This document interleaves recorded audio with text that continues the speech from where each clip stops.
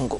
ত্রিশালে পুলিশের কাছ থেকে জঙ্গি ছিনতাইয়ের ঘটনায় অস্ত্র এবং বিস্ফোরক সহ 11 জনকে আটক করেছে ঢাকা মহানগর গোয়েন্দা পুলিশ।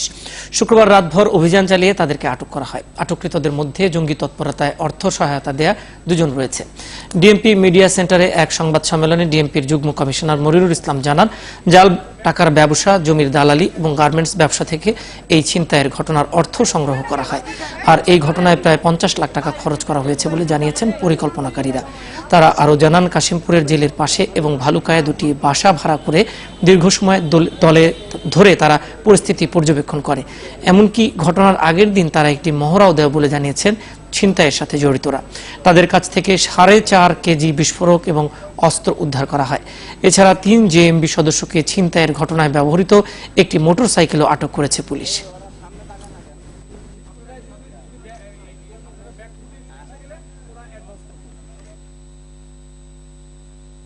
অর্থের উৎস হিসাবে তারা মূলত জাল টাকার ব্যবসা করে, যেটা টেরোরিস্টদের খুব প্রাচীন পদ্ধতি, যে জাল টাকার ব্যবসা করে ওইটার যে প্রসিডস এটা জঙ্গিবাদের কাজে ব্যয়িত হয়।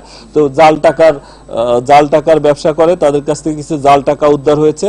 পাশাপাশি তারা এই জাল টাকার ব্যবসা করে